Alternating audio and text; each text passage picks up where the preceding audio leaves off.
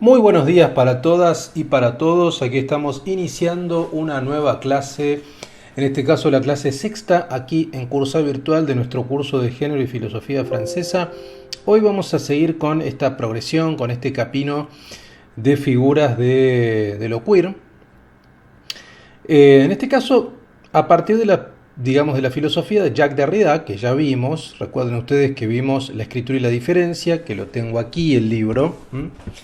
Lo tengo marcado porque hay algo que me gustaría leer. Tengo una cita marcada que lo vamos a dejar para el final. Pero vamos a centrarnos más que nada en la diseminación, ¿no? Diseminación, sobre todo en dos partes de la diseminación. Es un texto bastante particular, ahora vamos a verlo. La doble sesión, ¿no? Sobre todo la doble sesión. Es un texto que está configurado, ya les digo exactamente.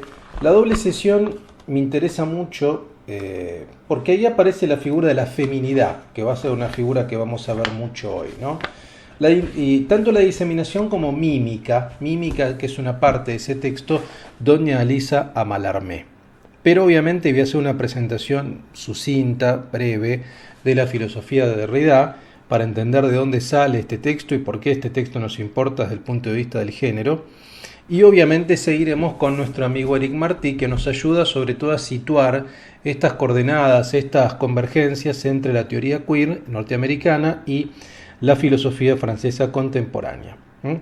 Y si me da el tiempo, no me olvido, la clase pasada quedó pendiente leer ese pasaje de Deleuze y Guattari, de 1000 mesetas, que lo tengo acá, pero bueno, si nos da el tiempo, y a veces estas clases suelen ser largas porque me tomo mucho tiempo para explicar, así queda claro y porque las disfruto. Y espero que ustedes también las disfruten, ¿no? Entonces, está bueno explicar con claridad este proceso. Vamos a hacer así, vamos a empezar primero con Martí, tengo 3 citas de Martí, y después vamos al material de lectura y luego vamos a los textos y así se va desarrollando la sesión. La doble sesión es el texto de Martí, bueno, esto es ustedes saben que en francés se dice séance, ¿no? La sesión es la clase también, se le llama séance, ¿no? Derrida juega también con esa figura. De Martí vamos a sacar este libro, ahora vamos a volver más tarde. Tengo 3 fragmentos marcados. En la página 202 se llama El retorno de la mujer en el juego del travesti. Ahí comienza hablando de Derrida, pero de otro texto de Derrida que es Glas. Clamor, que es un texto muy complicado, donde habla de Jean Genet y donde habla de Hegel, hace un cruce entre Jean Genet y Hegel. Es un libro muy particular, un libro grande, cuadrado. No me interesa, quiero leerles hacia el final. Habla, por supuesto, Martí de esa lectura de Genet, que remite a la lectura de Sartre y demás. Menciona a Divine, que es la drag queen que comienza el género en disputa de Butler, ¿no? Pero vean acá, quiero que vean esto para ir de a poquito situándonos. Dice, el travesti es sin duda una mujer a la que se le para, pero que con Derrida permite en consecuencia la recíproca. El contagio gana a la mujer misma, una mujer a la que de súbito se le para. En referencia a la pieza teatral Las criadas, Derrida escribe, las criadas remedaron la estrangulación de la señora, cuestión de que se le parara. Esto lo dice en este texto que analiza Genet. Mediante neologismos, Derrida hibrida los dos sexos, no para producir una mujer, entre comillas, sino una femineidad en erección. Con el peniclítoris, la vaginal entre verga y vagina. Estos son juegos de palabras que ustedes saben que Derrida es muy afecto también a esto, ¿no? Y asimismo el pénétresse de dama. Más adelante hará lo mismo sobre la base de Antoine Artaud con el útero fálico, que designa un lugar de un nuevo nacimiento en la confusión del falo y el útero. Me parece que es interesante, estas figuras, ¿no? Peniclítoris, vaginal, sigue con esto, más adelante en la página 203, dice, el himen en la diseminación, que es el texto que vamos a ver hoy, designaba el desfase vicioso pero sagrado entre el deseo y el goce. entre la virginidad y la penetración. Ese velo desgarrado sin cesar pero reconquistado sin cesar por el cuerpo femenino, ese velo responsable de la diseminación del semen. El himen pues encuentra en clamor otra función. Se convierte en un intermediario, un lugar de traslación permanente de lo masculino y lo femenino. Por esto nos interesa, ¿no? El himen opera como una suerte de figura, término, concepto, que precisamente articula esto, ¿no? La feminidad y la masculinidad. Otra vez, la resistencia a lo binario, como vimos con el esquizo, con lo neutro, con el huevo, etc. En este caso es una figura de Derrida, el himen, que articula o que se convierte en intermediario entre lo masculino y lo femenino. Peniclítoris también, jugando un poco con esta figura. Un poco más adelante, en la página 336 y 337, vean la página 336, dice el himen que Derrida presenta como uno de los emblemas del concepto de la diferencia. Esto lo vimos la clase que analizamos la diferencia, ustedes recuerdan, ¿no? Y la crítica a la representación y demás, ¿no? Bueno, el himen es uno de los emblemas de este concepto de la diferencia, puro suplemento o pura diseminación que desarma las dialécticas de todos los bordes. Es en primer lugar un fetiche del cuerpo femenino. Designa la relación sexual y lo que se resiste a esa relación, matrimonio y virginidad.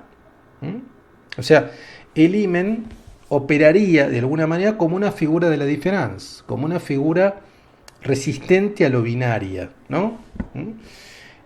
Más adelante en la página 337 dice, el himen es una de las figuraciones de lo neutro, una invaginación del cuerpo sexuado. Estos son los conceptos que vamos a ver hoy, himen e invaginación. Una invaginación. Dice, el himen es uno de esos objetos ideales de lo neutro, a la vez fetiche, concepto erotizado de neteu, de un ni, de un sin, de un entre. Combina la más elevada conceptualidad y la más alta intensidad libidinal dentro de un dispositivo perverso, desarmando la ley y jugando con ella en el proyecto deliberado de suspender el sentido común en provecho de un juego de diseminación del sentido.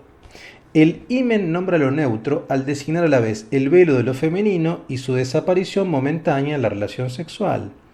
La diferencia, por tanto, como duplicidad de lo que difiere, lo que pospone, lo que suspende, lo que aplaza, lo que temporiza, lo que neutraliza la oposición de lo activo y lo pasivo. De nuevo, el himen es una figura que neutraliza la oposición, lo binario, que impide lo binario, que impide la asignación binaria, digamos, ¿no? Invaginación, ustedes vean en la página 337 al final, dice la ley del género, la invaginación, ¿no? Y ahí yo no lo voy a leer todo porque es muy largo, digamos, ¿no? Desde la página 337 les diría hasta la 342 desarrolla algunas cosas que ya vimos, por ejemplo, el huevo, la sonrisa, el huevo deleuziano, pero va conectando un poco estas figuras de Deleuze y de Derrida, que algunas ya las vimos, ¿no? Entonces, ahora quiero que nos centremos precisamente en estas dos, de himen e invaginación. Invaginación como aquello que también neutraliza lo interior y lo exterior. O sea, ¿es externo o es interno? Precisamente pone en cuestionamiento esta dinámica. Y lo último que tengo marcado de Martí, que es la página 355, esto está bueno pero en relación con Heidegger, ¿no? Ustedes saben que para Derrida Heidegger es muy importante, ¿no? Y la diseminación es, tiene que ver también con un concepto heideggeriano que es el concepto de Dasein, ¿no? Les leo este párrafo, dice, con Heidegger lo neutro del Dasein, ¿no? El ser ahí, encuentra aquí la posibilidad de interrumpir la camaradería ambigua que ha iniciado con la cuestión sexual desde comienzos de los años 60. Derrida percibe sin duda el fracaso de este desafío subjetivo asumido por los modernos frente a la cuestión sexual y los callejones sin salida del juego interminable en torno de la castración y la perversión. Temas cuya inclinación anuncia la década del 80. Derrida parece aprender con una especie de felicidad el mutismo de Heidegger acerca de la cuestión sexual, ya que para él la sexualidad como tal en cuanto acarrea consigo la cuestión de la división sexual, aparece como negatividad. Ese silencio de Heidegger puede ser una oportunidad, y la neutralidad del Dasein se convierte en positividad originaria y potencia del origen. Si no tarda, dice más adelante, en reintroducir la noción de diseminación que alberga al Dasein, toma como su posibilidad misma de que la sexuación es un efecto. O sea, ¿se entiende lo que está diciendo? Es interesante esta comparación con Heidegger, en el sentido de que Heidegger es cierto, en su analítica existenciaria del Dasein, del ser ahí, no lo analiza en términos sexuales, sino es una figura neutra. Es una figura andrógina, una figura neutra. Y eso lo ve Derrida, este tipo analítica, que por supuesto no creo que en Heidegger tenía esa finalidad, él lo ve como una posibilidad también para pensar la diseminación que impide la asignación binaria. Entonces me parece que ahí hay una convergencia incluso con Heidegger, ¿no? Que estaría bueno pensarlo. Bueno, vamos a dejar a Martí por un lado y vamos ahora al material de lectura y a la diseminación en sí. Primero voy a dedicarle unos minutos a hablar un poquito en general de la filosofía derridiana y después vamos a la diseminación. Ya vimos en la estructura y la diferencia, ustedes recuerden que leímos ya hace unas clases para explicar el concepto de difference, este texto que se llama La estructura, el signo y el juego en el discurso de las ciencias humanas, ¿no? Hablábamos de la centralidad que se van sustituyendo, la idea, Dios, el sujeto, etcétera, etcétera, y la filosofía de Derrida es una filosofía sin centro. Me había quedado acá, esto es interesante, un poco tal vez lo podría leer ahora, esta breve cita, para entrar a himen e invaginación, ¿no? En la página 405 de la escritura y la diferencia, en el capítulo que se llama Elipsis, que es el último, dice, vean lo que dice acá, ¿no? Hablando precisamente de esto que recién decíamos, de esta sucesión de centros articuladores, de fundamentos. La historia de la filosofía como metafísica de la presencia es una sucesión de fundamentos o de centros ordenadores que articulan la posibilidad de pensar y de decir. Vale decir, la idea en Platón, vale decir la usía o la esencia o la sustancia en Aristóteles, el Dios del medioevo, el cogito de Descartes, la idea de Hegel, el sujeto trascendental de Kant, la voluntad de poder de Nietzsche. O sea, son todos centros articuladores que si los quitamos no podemos pensar nada de la realidad, ¿no? O sea, esta es la idea, pero lo que tienen en común es que son centros articuladores de lo que va a llamar metafísica de la presencia, Derrida. Entonces lo que le interesa es esta posibilidad de repetición, o sea que el centro es algo que se repite permanentemente. Vean lo que dice acá. Dice en la página 405, dice, desde que surge un signo, comienza repitiéndose.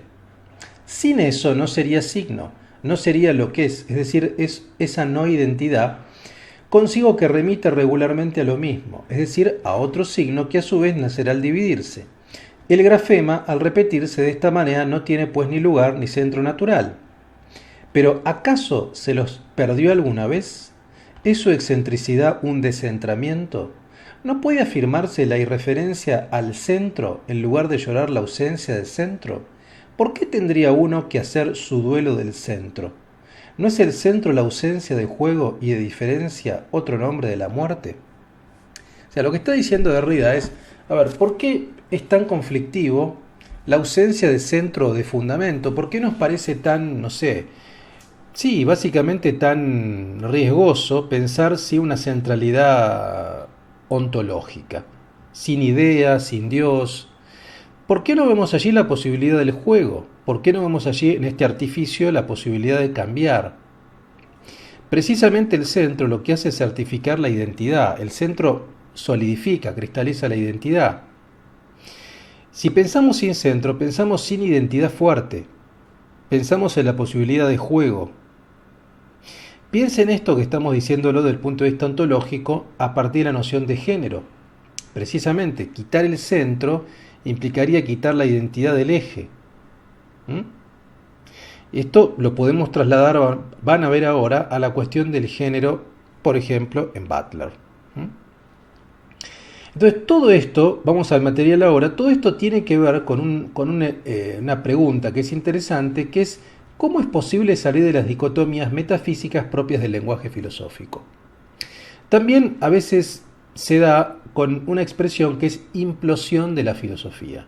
¿Mm? O sea, toda la estrategia deconstructiva de Derrida da cuenta de que el binarismo propio de las dicotomías forma la médula de la tradición metafísica de Occidente. De esta forma, como se planteó anteriormente, o como vimos en la clase anterior, habría dos momentos en la crítica deconstructiva. El primero, crítico de la fenomenología, donde Derrida explica la conformación de las idealidades de los signos y su teorización por encima de la escritura. Esto lo vimos en la clase de la escritura y la diferencia, así que no voy a ahondar ahí. Desarticulando la voluntad objetivista de la fenomenología y el proyecto de ir a las cosas mismas. Pero no para buscar la caída del sistema a fin de imponer el suyo, sino para hacer surgir las contradicciones inmanentes a él. Una vez que las contradicciones textuales emergen, el texto queda liberado a múltiples interpretaciones o lecturas que no dependen de motivaciones metafísicas, historicistas ni psicológicas. Esto es un poco lo que ya vimos la clase pasada, pero quiero ahondar un poquito en esto. O sea, lo que está atrás de esta expresión es una hipótesis que tiene Derrida, que es que la filosofía occidental, desde Grecia hasta Heidegger, si ustedes quieren, se estructuró a partir de pares dicotómicos mutuamente excluyentes, ¿no? Por ejemplo, alma-cuerpo. Por ejemplo, voz-escritura. Por ejemplo, masculino, femenino. Por ejemplo, bien, mal. Por ejemplo, espíritu, materia. Por ejemplo, idea, copia. Bueno, esto implica además, esta estructuración en pares, implica que el primer elemento del par es además metafísicamente superior al segundo, vale decir, tiene preeminencia ontológica, tiene una jerarquía mayor. Y lo que Derrida trata de hacer es ¿por qué pasa esto? O sea, necesariamente tenemos que seguir pensando así. ¿Esto qué implica desde el punto de vista político también? ¿Por qué se privilegia la oralidad, lo masculino, el espíritu, en detrimento de la escritura, la feminidad o el cuerpo? ¿Por qué? Bueno, porque hay un idealismo de origen, digamos, porque en definitiva hay un peso muy fuerte del platonismo, del idealismo en la historia de la filosofía occidental, y eso sigue pregnando. Ahora, la pregunta es, ¿uno puede hacer filosofía más allá de esto? Y es que no sería filosofía. En todo caso, entraríamos en un terreno distinto. ¿Y cómo hacemos? ¿Podemos destruir esto? Bueno, ese fue un poco el proyecto de Heidegger, ¿no? De destrucción de la, digamos, lo que Heidegger llamó la destrucción de la metafísica, que precisamente de la traducción francesa viene el término deconstrucción, que Heidegger llamaba destrucción de la metafísica, que es algo así como desarmar. No es tanto literalmente destruir, sino tiene que ver con desarmar, desarticular. A esto lo podemos llamar implosión de la metafísica. El proyecto derridiano tiene que ver con algo así como desarmar desde adentro. O sea, hacemos filosofía porque trabajamos con textos de la tradición filosófica, trabajamos con categorías de la tradición filosófica, pero las desarmamos su valor de verdad. Las dejerarquizamos y buscamos precisamente nociones que resistan este tipo de conformación binaria excluyente, que las hay. El proyecto de Derrida básicamente consiste en eso. Primero en denunciar este centro ordenador que recién decíamos que implica estructuraciones binarias. Y en segundo lugar también buscar términos en la historia de la filosofía, términos o conceptos que tengan esta característica bifronte, que no sean ni una cosa ni la otra. Por ejemplo, fármacon, ¿no? El fármacon en Platón es cura, pero puede ser veneno. ¿Se entiende? Tiene los dos sentidos. Se puede usar como cura o como veneno. Esto le parece interesante a Derrida. O sea, este tipo de términos que hay en la tradición filosófica Por supuesto que son términos marginales, pero que de alguna manera marcan la resistencia a los pares binarios jerárquicamente ordenados. ¿Mm? Seguimos. Si bien Derrida critica el sistema de oposiciones binarias propio de la metafísica, también demarca que no hay otro sistema de oposiciones que reemplace al imperante. Esto que recién decíamos. Pero le resta todo valor de verdad a las categorías. Este sería el segundo momento deconstructivo, separar el método de la verdad. Entonces, sí, hacemos filosofía porque nos mantenemos en la tradición filosófica, pero jugamos con esas categorías y pensamos que la filosofía también es una forma de escritura, es un tipo de género literario más. ¿Mm? Esto lo lleva a radicalizar al estructuralismo en función de la distinción entre significado y significante. En tanto plantea que una de las formas subrepticias de suprimir el signo que toda metafísica lleva a cabo es derivarlo de un significado previo, conceptual e ideal, opacando la escritura como suplemento o anexo de la voz. ¿Se entiende esta operación de supresión del signo? O sea, ¿cómo suprimimos un signo?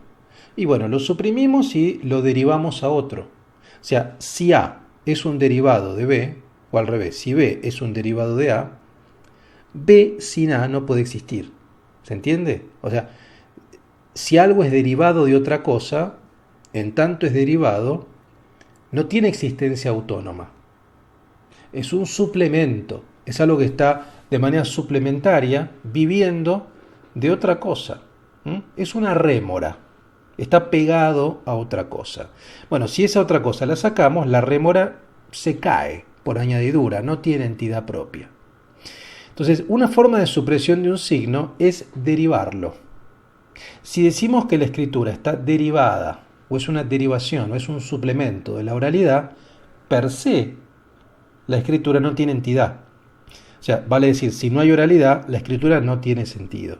Pero esto de realidad es lo que va a atacar. Él dice, no es cierto esto. O sea, no es cierto, porque no hay idealidad, porque esa supuesta idealidad que estaría vinculada con la oralidad, no existe. O sea, ¿por qué? Porque incluso en objetos ideales como los matemáticos y demás, o los geométricos, esos objetos ideales existen porque se pueden escribir, porque hay notación matemática. ¿Se entiende? Pero más allá incluso de eso, la dinámica de la oralidad es exactamente igual a la dinámica de la escritura, en tanto que necesitamos de el espacio en blanco, el espaciamiento, necesitamos de la diferencia para articular el sentido. Y esto vale el oral y el escrito. Entonces no hay ninguna diferencia. Entonces se le da preeminencia a la oralidad por una operación metafísica y política. ¿Se entiende? Entonces, este es el punto. La idea derridiana, al plantear conceptos que estén más allá de los binarismos, es colocar una cuña, es molestar, en la remisión a partir de la operación incesante de la diferencia. Esto lo vemos en sus críticas a, por ejemplo, la metafísica de la presencia, la crítica al concepto de origen, se tacha el origen, se contamina en un juego sin origen ni fin, el logofono-falocentrismo, la crítica al privilegio del logofoné y a la oposición habla-escritura, y por último el espaciamiento, la crítica al concepto lineal y teleológico de tiempo, diferencia. Bueno, estas son tres críticas de alguna manera que van en función de lo mismo, van en función de esta objeción que hace Derrida a esta estructura binaria de la metafísica, ¿no? Criticar el concepto de origen tiene que ver con lo mismo. Si realmente admitimos que hay un origen, estamos admitiendo que hay un punto cero, que hay un punto de partida incontaminado, una génesis. Por tanto, de esa génesis hay un montón de derivados. Se mantiene esta lógica de supresión de los derivados, ¿entiende? O sea, si hay derivados es porque hay origen. Entonces lo que va a hacer Derrida es decir, no existe un origen puro, el origen es contaminado, el origen ya es una interpretación, ya es una representación. Entonces no tiene sentido hacer esta separación entre original y copia, o entre origen y derivados. Entonces, el origen es un derivado más, el origen es una copia más, la presentación es una representación más. Entonces, es una forma de desarticular lo binario, diciendo no existe el origen puro, el origen es una representación más. Bueno, lo mismo tiene que ver con esta crítica del privilegio del logos, ¿no? Logos phoné, en oposición al habla escritura, ya lo dijimos. Y por último, el espaciamiento tiene que ver con esta idea, digamos, de que hay una crítica al concepto lineal de tiempo, ¿no? En Derrida, mientras que Derrida lo que va a decir es que la clave básicamente es que no hay linealidad, que todo el tiempo estamos retrocediendo y avanzando. El sentido se da precisamente por esta dinámica de retroceso y avance. Entonces no hay un avance permanente, no hay una progresión. De hecho, el sentido se da por la posibilidad del espaciamiento, del espacio en blanco, que es lo que permite ir de adelante a atrás y de atrás a adelante. Ahora, toda presencia para Derrida será no originaria. Toda presencia es reconstituida por el artificio y no es originaria. Se desmantela de esta manera el edificio metafísico desde adentro, con una lógica bifronte y aporética. El origen, entonces, es un origen. La huella original, arquihuella, es el simulacro de una presencia que se desplaza y remite a otra huella. De este modo, la deconstrucción derridiana es una estrategia general. O sea, ¿qué es la deconstrucción? Es una estrategia. O sea, no es la inversión de la metafísica, como en Nietzsche. O sea, en Nietzsche lo que hay es un platonismo invertido. O sea, si Platón nos decía que la existencia verdadera eran de las ideas y el mundo sensible era una copia, bueno, no. Nietzsche va a decir es al revés. Es el mundo sensible existe y no existe el mundo de las ideas. Eso es la inversión del platonismo. Bueno, la idea deconstructiva de Derrida no tiene que ver con la inversión nietzscheana, ¿no?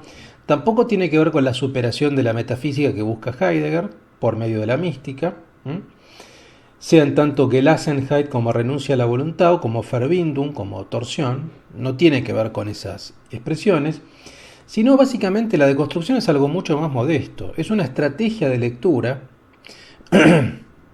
es una estrategia de subversión de los pares dicotómicos binarios, un deshacer la imposición metafísica que muestra sus presupuestos y establece una relación nueva. Implica destruir la oposición centro-periferia, dentro-fuera, arriba-abajo y evitar caer en estructuras cristalizadas. En definitiva, es eso.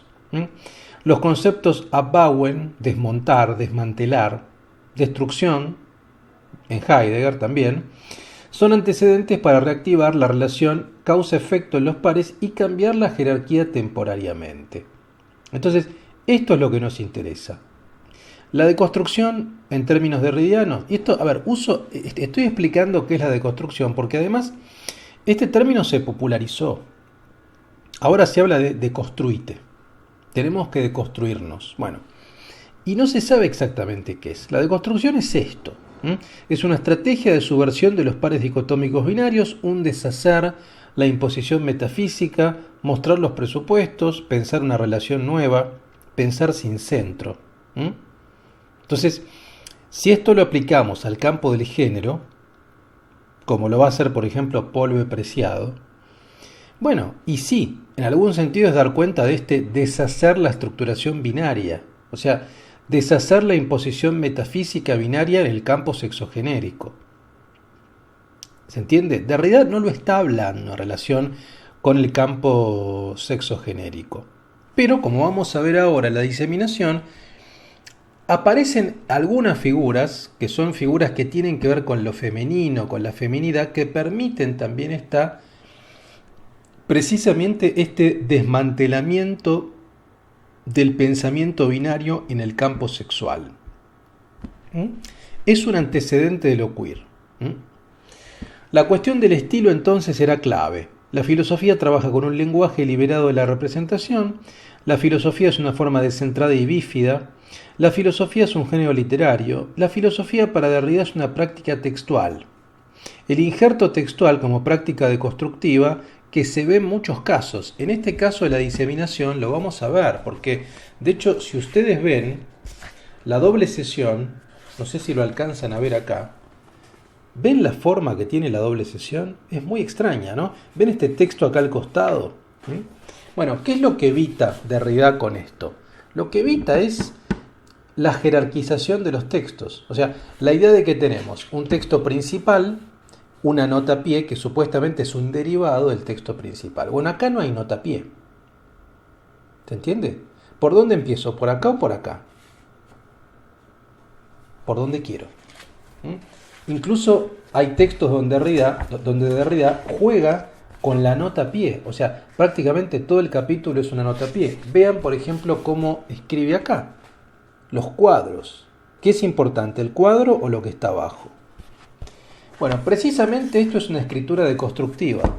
O sea, desmantelar lo binario. Desmantelar que hay un texto jerárquicamente más importante que otro cuando no lo hay. Cuando lo que se busca es la polisemia textual, que cada uno entre por la parte que quiera, porque los dos textos son igualmente importantes.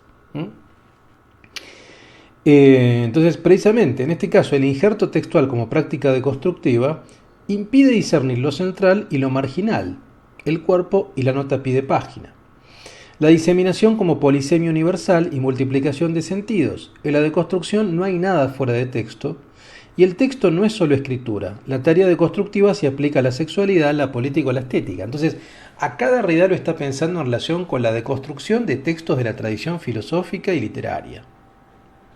Pero esto lo podemos llevar al campo del sexo, al campo de la política o al campo de la estética. ¿Se entiende? O sea, se puede ver esto en diferentes dimensiones. Derrida entonces hace una filosofía no dialéctica, no sometida a la ley de la identidad. Rompe con la subjetividad moderna, que va de Descartes a Husserl y Sartre, a la vez que con la racionalidad histórica hegelo-marxista, es decir, es antihumanista. Como en Foucault y en Deleuze, se trata de filosofías de la discontinuidad y la diferencia. Derrida no desarrolla una filosofía irracional, como algunos críticos dicen, sino un racionalismo ampliado, o como Foucault hablaba de racionalidades históricas. La filosofía es algo así como la ideología occidental, sea en clave marxista, freudiana, estructuralista. No importan tanto sus enunciados, sino su formalidad. O sea, a Derrida le importa mucho la formalidad escrituraria también, ¿no? Porque en eso se revela gran parte de la intención. O sea, si estamos hablando de una lógica estructurada en pares binarios, bueno, la escritura filosófica también representa esa estructuración en pares binarios. Por tanto, si queremos criticar eso, critiquémoslo en la práctica. No solamente, a ver, este es el punto, esto es interesante, porque digo, los primeros textos de Derrida, por ejemplo, hay uno que tiene que ver con la génesis en la filosofía de Husserl, por ejemplo, La voz y el fenómeno, eran textos, por así decirlo, clásicos. O sea, Derrida empezaba a criticar esta noción binaria, esta estructuración binaria de la metafísica de la presencia, etc., pero formalmente lo hacía con textos clásicos, binarios. Lo que yo valoro de Derrida es que consistentemente va avanzando hacia una coherencia entre forma y contenido. O sea, critico la estructuración binaria representativa de la metafísica de la presencia a partir de textos que no tienen esa lógica binaria, o sea, textos deconstruidos. ¿Se entiende lo que digo? O sea, es decir, la forma y el contenido van de la mano, porque si no estoy criticando una lógica binaria a partir de textos binarios, y no. Y él va a criticar la lógica binaria a partir de textos no binarios, a partir de textos que me impiden esta diferenciación entre centro y periferia, entre texto central y nota a pie. Este es el punto. Esto me parece coherente. Ahora, esto lo podemos aplicar a la sexualidad. ¿Se entiende? Es lo que hace, por ejemplo, Preciado en el Manifiesto Contrasexual, que es un discípulo de Derrida que aplica esto al cuerpo, a los cuerpos. Él dice, los cuerpos son sujetos hablantes. Son cuerpos hablantes, nada más, no son cuerpos sexuados. Son escrituras. O sea, uno puede trabajarlos como una escritura. Depende de cómo se los interprete, depende de cómo se los lea, se los puede llevar a un lado o a otro o a ninguno de los dos. Este es el punto. Entonces, Derrida lo que va a hacer es romper entonces con la continuidad fenomenológica estructuralista al descentrar la filosofía y desactivar las oposiciones binarias excluyentes de la metafísica de la presencia. Derrida plantea que no se puede salir de la metafísica ni hablar contra la razón porque la lógica filosófica tiene esa matriz, pero sí podemos deconstruir los pares binarios a través de operaciones textuales. ¿Se entiende? O sea, si nos queremos mantener dentro de la filosofía, tenemos que trabajar con esta tradición, con estas categorías. Salir por fuera de eso es salir de la filosofía. Ahora, si queremos hacer filosofía, tenemos que trabajar con esos textos. Pero en todo caso podemos deconstruir los pares binarios mediante operaciones textuales. La deconstrucción es una operación textual, es una estrategia de lectura particular que busca deshacer esos dualismos y restarles todo valor de verdad. Este es el punto. Ahora, vamos a ver esto en el campo del texto. Porque estamos hablando del texto, bueno, veamos el texto de Derrida, que es lo que importa acá, ¿no?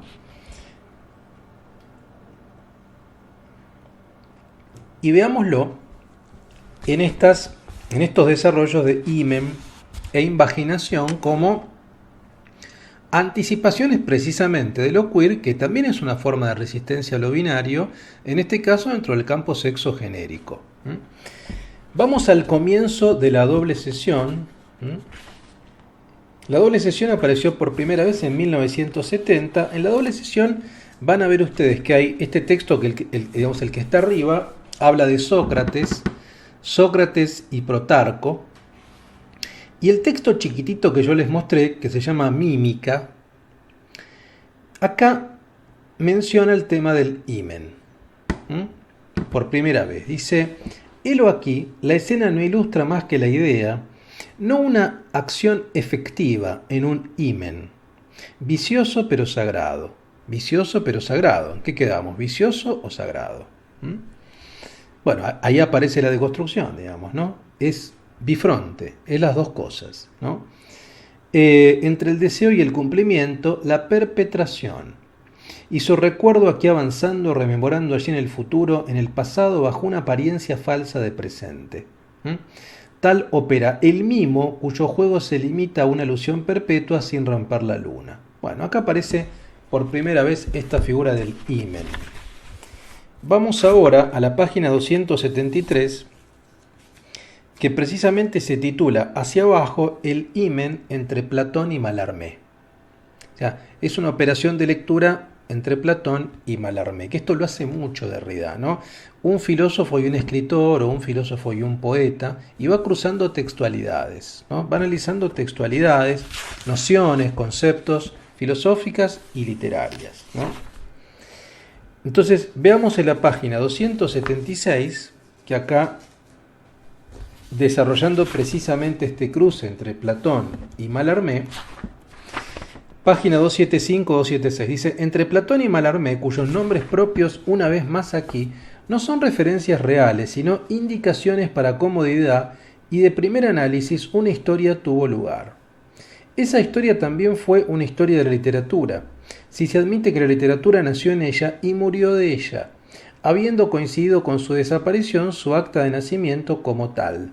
La declaración de su nombre según una lógica que nos ayudará a definir el himen. Y esa historia, si tiene un sentido, está toda ella regulada por el valor de verdad y por cierta relación inscrita en el himen en cuestión entre literatura y verdad. El himen como elemento del entre. Recordemos la clase pasada que vimos de Deleuze y Guattari, el entre como parte de la lógica transposicional que nos permite pasar de lo femenino a lo masculino y viceversa. Bueno, el himen funcionaría como esa síntesis, ¿no? Como esa dinámica de la síntesis legítima que nos permite la transposición, pasar de una posición femenina a una masculina y viceversa. Operaría en un sentido similar. Vamos ahora a la página 316 y 317. Dice: himen, palabra la única que recuerda que se trata de un espasmo supremo. Señala primero la fusión, la consumación del matrimonio, la identificación de los dos, la confusión entre los dos. Otra vez, entre. Entre aparece en bastardilla en el texto, entre dos. Ya no hay diferencia sino identidad. En esa fusión ya no hay distancia entre el deseo y el cumplimiento de la presencia, entre la distancia y la no distancia. Basta de diferencia del deseo a la satisfacción. no solo es abolida la diferencia, es abolida la diferencia. Esto es la teoría queer, la abolición de la diferencia entre el deseo y el cumplimiento, sino la diferencia entre la diferencia y la no diferencia, ¿no? No solamente es abolida la diferencia entre deseo y cumplimiento, sino la diferencia entre la diferencia y la no diferencia. Es como el huevo deleuziano, o sea, es una superficie. La no presencia, vacío abierto del deseo, y la presencia, plenitud del goce, se hacen lo mismo. Pero la diferencia entre los dos términos ya no funciona. La confusión o consumación del himen suprime la heterogeneidad de los dos lugares en el espasmo supremo o en el morir de risa. Suprime al mismo tiempo la exterioridad o la anterioridad, la independencia de lo imitado, del significado o de la cosa. ¿Lo ven? ¿Ven cómo? Acá lo dice de manera literal, ¿no? Subrayen esta parte, ¿no? Dice, no solo es abolida la diferencia, sino la diferencia entre la diferencia y la no diferencia. Parece solamente un juego de palabras, pero no lo es, ¿no? Queda claro esto. Bueno, esta es la lógica queer, que ya está acá anticipada, sin duda, ¿no? Es muy clara para mí. Vean, por ejemplo, la página 321, ¿no? En la página 320-321 dice, elimen confusión entre el presente y el no presente, con todas las indiferencias que rigen entre todas las series de contrarios. Lo que aquí se encuentra es el entre dos del himen. El himen tiene lugar en el entre, en el espaciamiento, esta palabra, el espaciamiento, lo neutro, lo vacío. El espaciamiento entre el deseo y el cumplimiento, entre la perpetración y su recuerdo. Pero ese medio del entre no tiene nada que ver con un centro. O sea, no es el centro, es simplemente la ausencia de centro, es el espaciamiento. Es lo neutro. En la página 322 amplía un poco más, dice, pasamos así de la lógica de la empalizada, que lo llenará siempre, a la lógica del himen. El himen, consumación de los diferentes, continuidad y confusión del coito matrimonio, se confunde con aquello de lo que parece derivarse. El himen como pantalla protectora, cofre de la virginidad, pared vaginal, velo muy fino e invisible que ante la histeria se mantiene entre el interior y el exterior de la mujer, y por consiguiente entre el deseo y el cumplimiento. Himen designa a una película, a la fina membrana que envuelve ciertos órganos del cuerpo, por ejemplo, dice Aristóteles, el corazón o los intestinos. Es también el cartílago de determinación, es también el cartílago de ciertos peces, como determinados peces, el ala de ciertos insectos, la membrana de las patas de ciertas aves, la funda blanca que cubre el ojo de ciertas aves, la envoltura que rodea la simiente o semilla de las plantas, tejido el que se escriben tantas metáforas, sobre el que se escriben tantas metáforas del cuerpo. Se ven entonces, el himen, y acá lo dice la página 323, es una especie de tejido que recubre. Es un tejido que recubre no solamente la genitalidad femenina, es un tejido que recubre un montón de órganos, ¿no? Que precisamente tiene esta particularidad de forzarnos a hacernos la pregunta si eso está afuera o adentro. Está en el límite, es el entre, ¿no?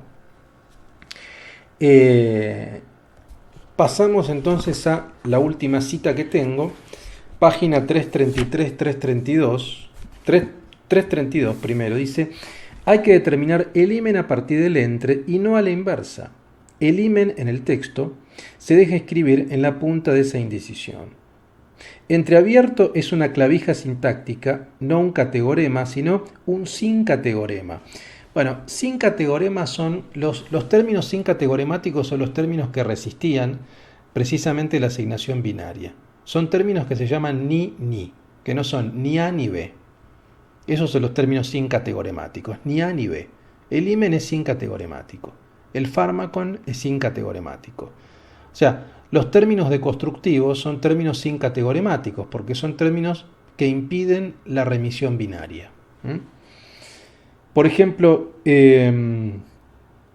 lo que vale para himen, dice la página 333, vale mutatis mutandis para todos los signos que, como fármacon, suplemento, diferencia y algunos otros tienen un valor doble, contradictorio, indecidible, que se basa siempre en su sintaxis, sea de alguna manera interior y articula y combine bajo el mismo yugo dos significaciones incompatibles, o sea exterior, y depende del código en que se hace trabajar a la palabra. ¿Se entiende la idea? O sea, la idea es esta, es que los términos incategoremáticos son términos que, como himen, como fármaco, como suplemento, como diferencia, que precisamente resisten esta asignación binaria, que no son ni A ni B, que son términos contaminados. O sea, que tienen algo de A, en todo caso, y algo de B. Por eso son la clave para la deconstrucción. Y si esto lo llevamos al plano de la discusión del género, el género también. No podría pensar que la discusión de la teoría queer presente en la filosofía butleriana va de suyo con estos elementos que está planteando Derrida de los términos incategoremáticos, porque es una discusión respecto de lo no binario, o de la posibilidad de lo no binario, en el plano sexual. Bueno,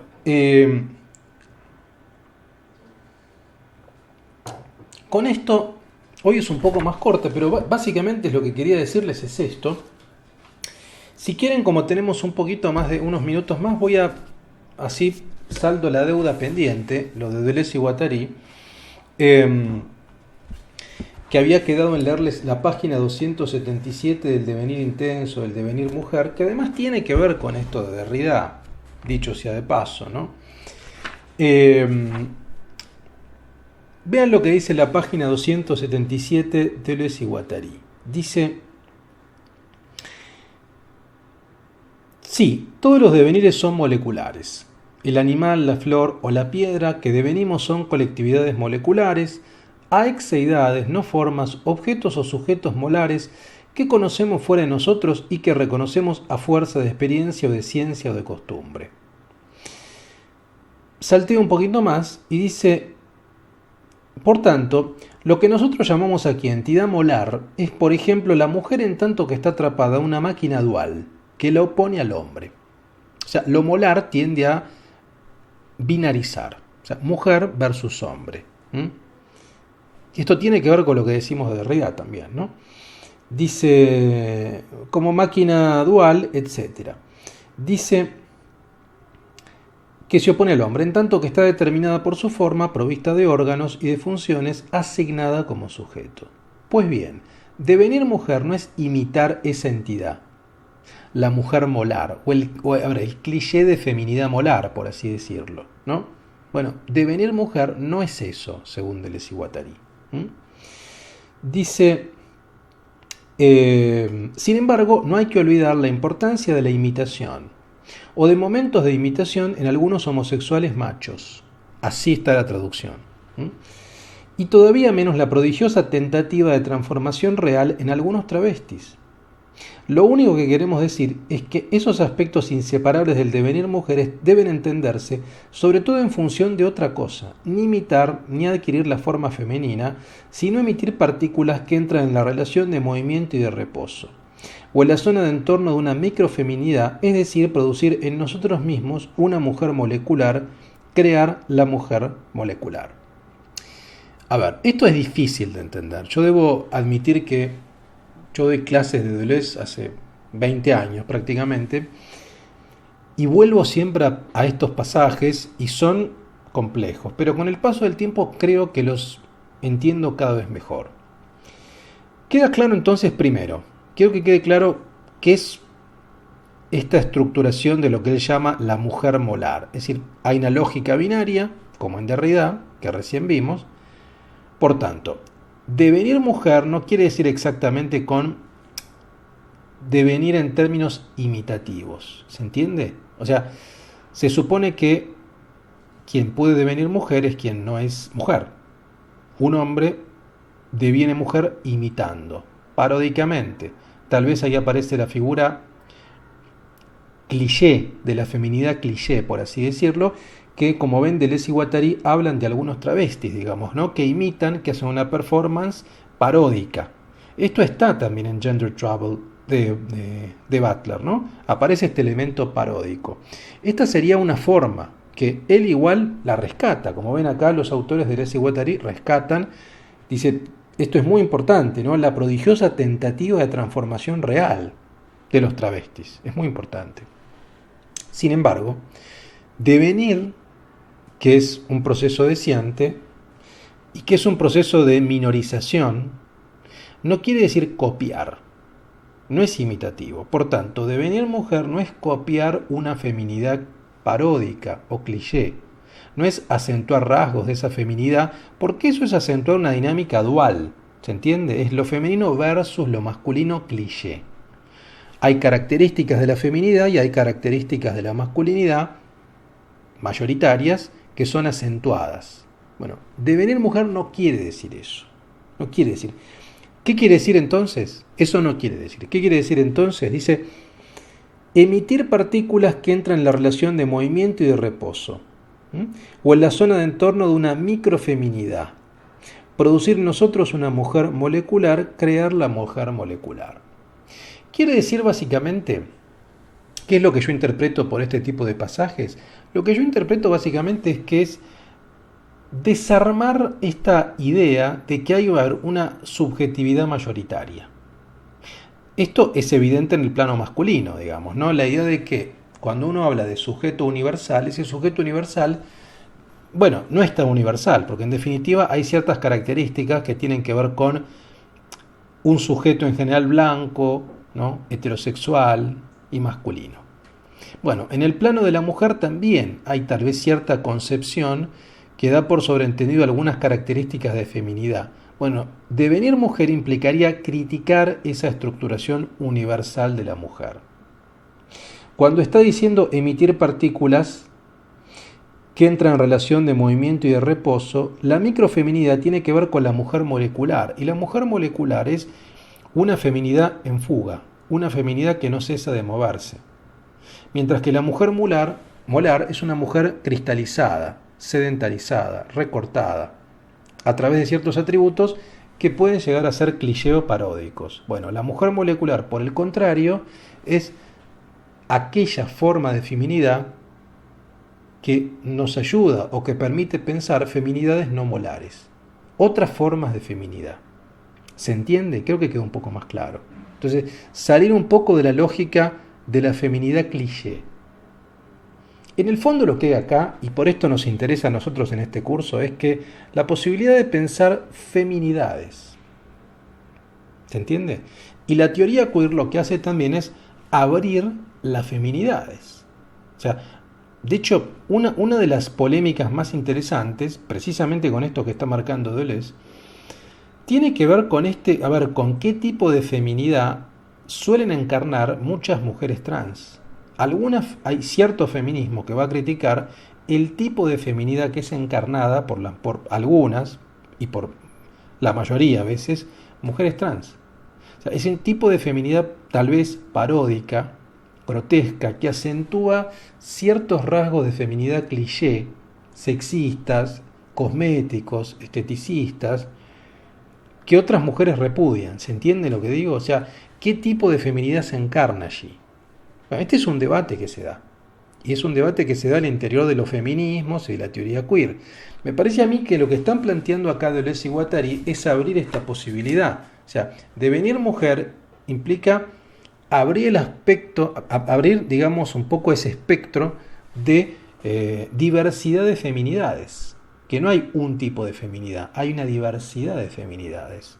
No hay una forma específica de performar la feminidad, sino que se puede performar la feminidad de maneras muy diversas. Bueno, esta es otra forma de deshacer un poco la dinámica binaria que vimos hoy con Derrida también, ¿no? O sea, que tiene una conexión. Bueno, por la clase de hoy, yo diría, cerramos. Nos quedan 2 clases donde ya vamos a ver, ¿no? Nos quedan, déjeme ver el programa, nos quedan 2 clases. La clase 7 vamos a ver a Michel Foucault, vamos a ver el dispositivo de sexualidad. ¿A qué se llama dispositivo de sexualidad y por qué nos importa y por qué para Butler es muy importante? Ya las próximas dos clases vamos a trabajar más con el género en disputa. En la octava directamente vamos a ver el texto directo, pero ya la próxima vamos a trabajar con Foucault y Butler las dos clases. Yo puse la clase 7 Foucault y la 8 Butler y Foucault, pero probablemente la 7 y la 8 vamos a ver Butler y Foucault en tándem, ¿no? Porque me parece que ya es importante un poco ver todos estos conceptos franceses, que se los repaso, que vimos, verlo ya cómo aparecen específicamente en el texto butleriano, ¿no? Lo neutro y el grado cero en Barthes, la diferencia en Derrida, el huevo en Deleuze, el castrado y la travesti en Barthes, el esquizo y el cuerpo sin órganos en Deleuze y Guattari, el himen y la invaginación en Derrida. Bueno, todo eso va a constituir una dinámica o una suerte de lógica de lo queer.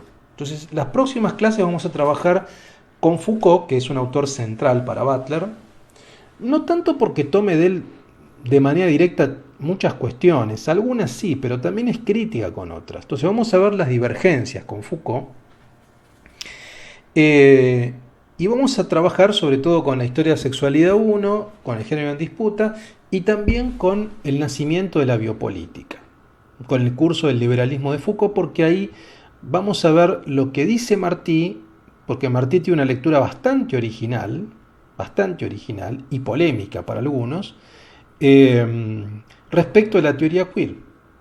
¿Qué tipo de relación habría entre teoría queer y neoliberalismo? Esto está bueno pensarlo, digamos, ¿no? Así que, pero eso lo veremos en la clase última, en la octava. En la 7 primero quiero que nos centremos en el dispositivo de sexualidad. Y ya ver esto en el campo del concepto de género en Butler. Así que, bueno, por la clase de hoy cerramos. Cualquier aporte, cualquier pregunta, cualquier consulta al foro de la cursada me lo pueden hacer, más que bienvenidos. Y bueno, espero que les haya gustado la clase, espero que la hayan disfrutado, que haya ayudado a pensar estas cuestiones y nos seguimos viendo entonces en la próxima clase, la séptima, aquí en Cursa Virtual, en nuestro curso de Género y Filosofía Francesa. Les mando un beso y un abrazo.